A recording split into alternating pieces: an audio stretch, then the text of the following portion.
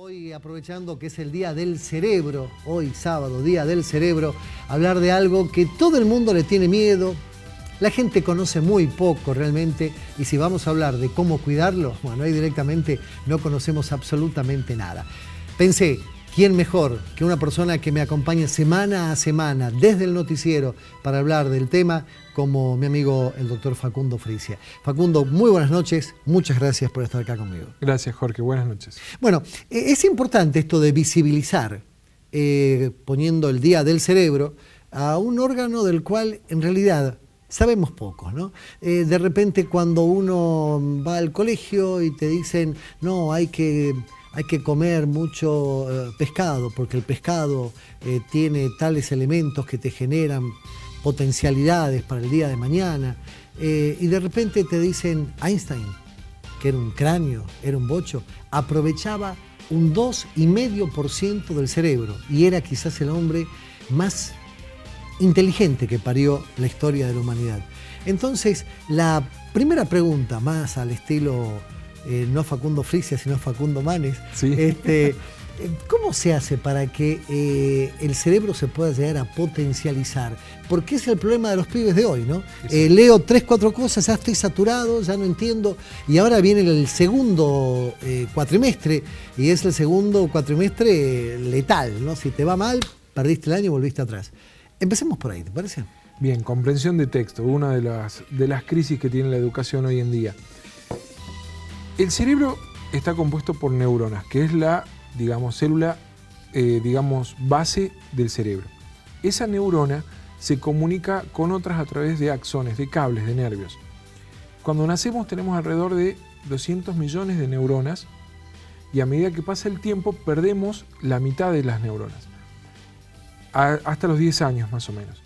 Ahora, ¿qué es lo que sucede? Cada neurona tiene 50.000 conexiones. En realidad no es tan importante la cantidad de neuronas, sino las conexiones que hacen esas neuronas.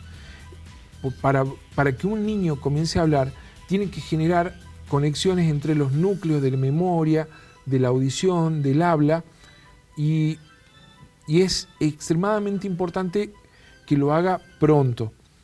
¿Por qué los niños tienen tanta facilidad para aprender idiomas cuando son chicos? Porque tienen millones de conexiones, miles de millones de conexiones, literalmente, que los ayuda, porque a un adulto le cuesta mucho más justamente por eso. Ahora, es importantísimo la estimulación del niño hasta los 10 años porque todo lo que él aprenda va a quedar grabado a fuego. Y ahí entran los sabios, ¿sí? La gente extremadamente inteligente. Cuando comenzó el estudio de las neurociencias, las neurociencias justamente que nos reunamos todas las especialidades, toda la gente que trabaja con el cerebro, sea enfermero, farmacéutico, químico, bioquímico, neurólogo, todos nos juntamos, es decir, para que podamos tener una visión más amplia de cómo funciona nuestro sistema nervioso. Y empezamos a utilizar tecnología como la resonancia funcional, resonancia magnética funcional, es decir, una persona entra en el resonador, hay un pequeño televisor donde se le pasan imágenes y uno ve cómo reacciona químicamente el cerebro instantáneamente. Y entonces se tomó, que en este momento me olvidé el nombre de este chico, un estadounidense que se cree que hasta más inteligente que Einstein, terminó el secundario a los 6 años, entró a la universidad, creo que el primer doctorado lo tuvo a los 11, y cuando le hacen la resonancia tenía alrededor de 16 años. Cuando uno es adolescente, empieza a funcionar más la zona de la amígdala del cerebro. La amígdala es la zona más central, como si fuera un tronco donde se unen todas las ramas para formar el tronco real. Bueno, ahí está la amígdala. ¿Sería en la parte de abajo, en la base, cerca del cerebelo? Exacto, por delante del cerebro, en la parte más baja del cerebro. Es lo más arcaico que tenemos, es decir, ¿por qué los adolescentes se comportan de una manera tan impulsiva?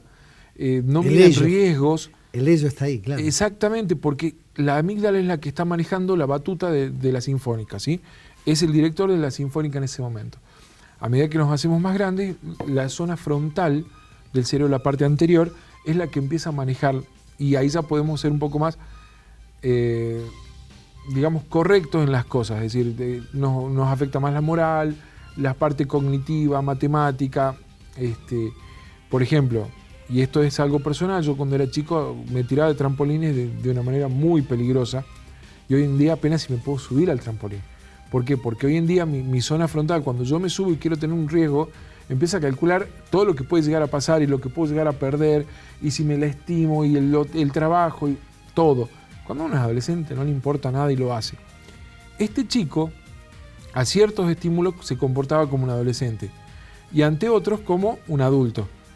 Entonces se supone que él no perdió las conexiones que se suelen perder, que él conservó todas esas conexiones de la infancia y tiene la capacidad de procesamiento más rápido. Hoy en día, la persona inteligente no es la persona que adquiere más datos, sino que sabe cómo utilizarlos y con qué rapidez lo utiliza. Qué interesante lo que decís, porque, claro, de repente un día me puse a leer mucho sobre un tema que es realmente apasionante, que se llama Síndrome de Peter Pan y también Síndrome de Wendy, sí, que tiene algo que ver con lo que vos me estás diciendo, pero por una cuestión sentimental. Claro. O sea, acá no estamos hablando de una persona que tiene una inteligencia de niño, inteligencia adulta. No, acá estamos hablando de una persona que tiene la sensibilidad de un niño. Exacto. Juega como niño, es una criatura, pero también cumple funciones de adulto. O sea, es padre de familia, trabaja, llega a horario a trabajo, lo busca a los chicos a la escuela. O sea, es una pinturita como padre, como marido, pero de repente ve a una persona agachada y es capaz de pasarle por encima, ¿sí? O tocar timbre y salir corriendo. Cosas que son típicas de un adolescente, de un niño, claro. Sí. Sí. Bueno, sería lo más sano que podría suceder en realidad. Porque esa persona está generando neurotransmisores que aumentan la felicidad. Hoy en día el adulto trabaja y piensa y cree y siente y se emociona muy poco. En realidad no está utilizando el potencial de su cerebro. Una persona que tiene esa capacidad de reírse, de divertirse y de poder hacer todo lo demás es una persona mucho más completa. Pero eso es lo emocional. Acá lo que más, no en la neurociencia, porque en la neurociencia trabajamos justamente eso y lo que más nos interesa es que la persona pueda realizar todas esas cosas. El poder divertirse, el poder hacer chistes, es una señal muy grande de inteligencia. Necesita procesos mucho más rápidos. El que es muy rápido para contestar, es una persona que tiene conexiones distintas a los demás. Y lo que tenemos que tratar de hacer es suplir lo que nos falta. ¿Cómo lo hacemos? Bueno, como comentábamos en el noticiero, es decir, empezar a utilizar para mejorar las conexiones y crear nuevas conexiones la parte, porque si somos diestros, la parte izquierda de nuestro cuerpo. Lavarnos dientes con la otra mano izquierda, claro. Peinarse con la mano izquierda. ¿Leer al revés? Leer al revés. O sea, pongo el diario patas para arriba y tratar de leerlo de esa manera. ¿El crucigrama es importante? Es importante. Lo que pasa es que el que ya lo hace es casi una rutina, ya pierde la esencia. Pero todo lo que sean juegos matemáticos, crucigramas, siempre ayuda. Todo lo que podamos hacer que nos saque de la rutina va a ser más que sano para nuestro cerebro, porque vamos a estar generando nuevas conexiones. Bueno, no pensaba ir por este lado, pero me parece maravilloso. Estamos muy cercanos al Día del Niño y uno dice, ¿qué le compro?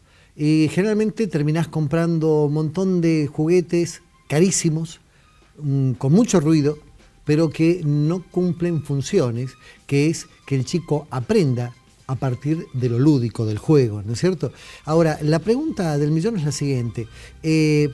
Un rompecabezas, cubos, cosas que realmente uno pueda ir y decir, ¿qué hay didáctico para un chico de 3, de 4 o de 5?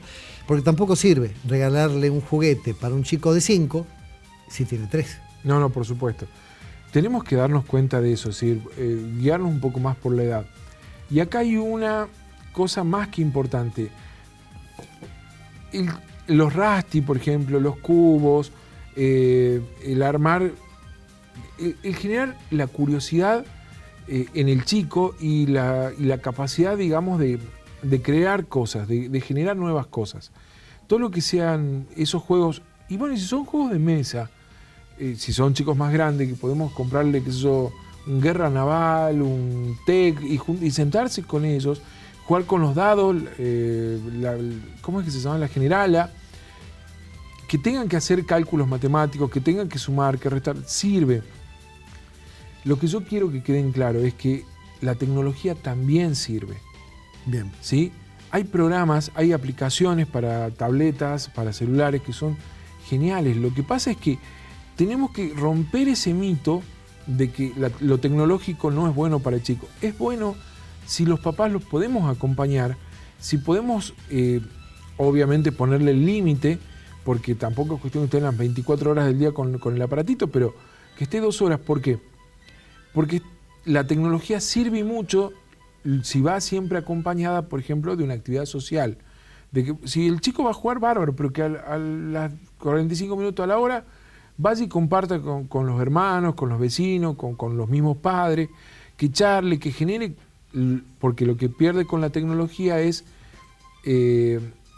la actividad social cara a cara, porque por ahí por chat, por Messenger, Facebook, WhatsApp son geniales, pero en un cara a cara les cuesta muchísimo. Entonces es importante, hay cosas, aplicaciones para niños, adolescentes que son excelentes, son geniales. Y realmente pueden desarrollar o potencializar. Una potencialidad. Claro. Mi hijo Inarcito ahora está con unas aplicaciones que generan música y juegos, como los viejos Tetris o Pac-Man, y él puede crear el juego, pero además le crea la música y está aprendiendo solo de cómo son las notas. Es decir, hay que acompañarlo a los chicos. Si uno los deja solo, obviamente que en todo lo que es este universo de la tecnología pueden perderse a la vuelta de la esquina, pero si generamos la confianza para charlar con ellos, para estar, ellos pueden andar genial con esto.